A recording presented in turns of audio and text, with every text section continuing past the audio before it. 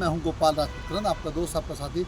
जैसा कि सभी जानते हैं कि दिल्ली धमाकों को लेकर सभी ने अपनी बात रख दी है, सभी ने अपनी राय रख दी है और रिपोर्ट भी लगभग आ चुकी है।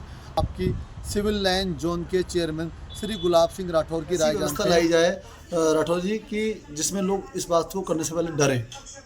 देखिए, गलत काम करने से बचने के लिए लोगों को शिक्षा की तरफ ले जाया जाता है कि लोग शिक्षित बनेंगे तो अपने देश के प्रति उनका प्रेम बढ़ेगा, वो अपने देश को आगे डेवलपमेंट की तरफ ले जाना चाहेंगे। लेकिन ये कुछ दिनों से जो कार्य चल रहे हैं, इनमें देखने में आ रहा है कि जब शिक्षित व्यक्ति, जब डॉक्टर लेवल का व्यक्ति MBBS MD इस तरह की घटना कर सकता है, सोच सकता है, तो उसके नीचे चैनल कितना बड़ा होगा। जब कोई इंजीनियरिंग डिपार्टमेंट अगर इस तरह की चीज़ें करता है और इंजीनियर्स करते हैं तो समझ में आता है कि देखिए कितना बड़ा। तो अब सबसे बड़ी बात है कि जागरूकता कैसे हो। तो एक पर्टिकुलर एक लाइन बन चुकी है कि नहीं, अब हमने तो देश को बर्बाद करने की तरफ चलना है और इसी देश के अंदर रहना है।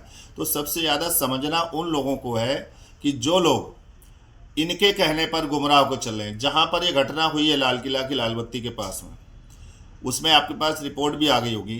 क्या उसमें केवल हिंदू मरे हैं? क्या उसमें हिंदू भी है, मुसलमान है। और हम कह रहे हैं ना भी होते तो वहाँ कैसे आप चयन करेंगे भीड़ में कि कौन सी कास्ट, कौन से धर्म, कौन से क्षेत्र के लोग हैं। तो वहाँ पर जब यहाँ पर कुछ लोग पर्टिकुलर एक धर्म, एक जाति, एक क्षेत्र की बात करके इस चीज़ को उठाते हैं तो उन पर सबसे बड़ी प्रश्न उठता है। और चाहे वो राजनीतिक दल के लोग हों, चाहे सामाजिक क्षेत्र के लोग हों, अगर चाहे यूनियंस के लोग हों, जब पक्षपात करके चीज़ें करते तो सबसे पहले मुझे लगता है उन पर कार्रवाई प्रारंभ हो जाए तो सब ठीक होना शुरू हो जाएगा। अब इसको कैसे आप सुरक्षा की दृष्टि में, इतना RDX पकड़ा गया, फरीदाबाद, तमाम जगह छापेमारी होती हुई, तो ये जो दिख रहा था ये ब्लास्ट करने की योजना या नहीं दिख रही है। ऐसा लगता है, ऐसा लग रहा है कि ये कहीं ना कहीं छुपाने के लिए भाग रहे थे और छुपाने के लिए भागते समय भी यहाँ पर ब्लास्ट हो गया। तो जब तक एक जनमानस और हर व्यक्ति रिस्पॉन्सिबिलिटी में कहीं ना कहीं कुछ न कुछ सहयोग नहीं करेगा तो सब कुछ सरकार के ऊपर नहीं हो सकता है। सर, एक अजहरी नाम का व्यक्ति है जो आज अपने को बड़ा मानता, रोज टीवी पे मौलाना वो बैठा रहता है। एक तरफ वो संविधान की बात करता, पर दूसरी बात जब उससे पूछा गया कि भाई पहले देश, राष्ट्र या इस्लाम, तो उन्होंने कहा जी संविधान हमें अधिकार देता पर मेरे लिए पहले इस्लाम।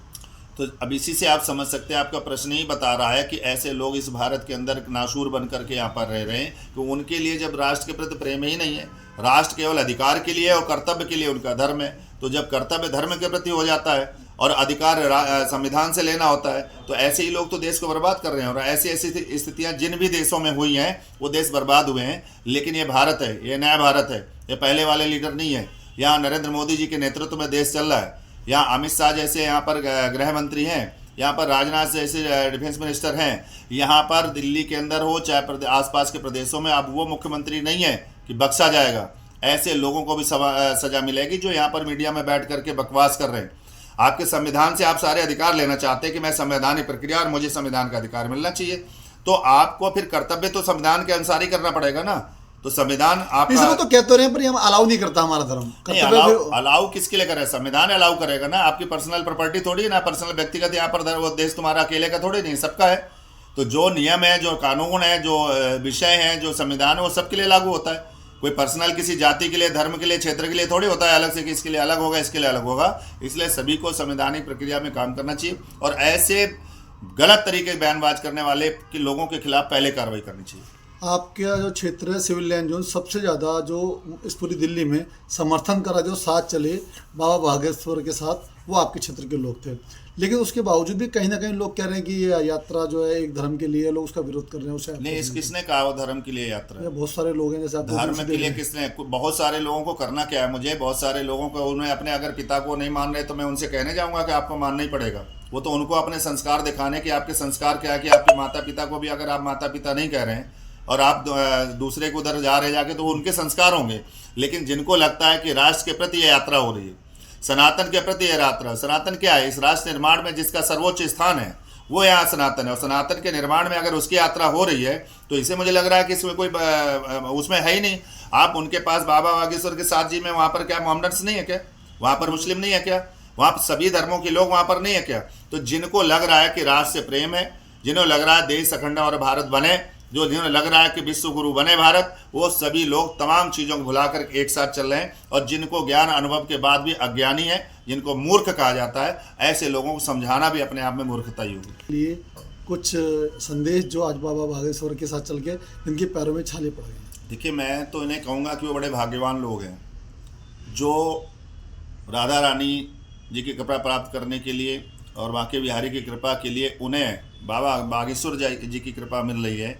वो जय धीरेन्द्र शास्त्री जी के साथ चलने का अवसर मिल रहा है, वो बहुत भाग्यशाली हैं। और उनके पैर में अगर छाले पड़ रहे हैं तो मान लेना कि उनके सारे कष्ट दूर हो रहे हैं। और वो बहुत ही, और भी लोगों को मैं कहूँगा, जहाँ जहाँ तक भी जिन जिन को संदेश मिलता है उन सभी लोगों को इस यात्रा में शामिल होना चाहिए। और कल हम भी यहाँ से उस यात्रा में शामिल होने जा रहे हैं। आओ हम सब मिल करके वहाँ पर बढ़ते हैं और चलते हैं, सभी लोग यात्रा में शामिल हों।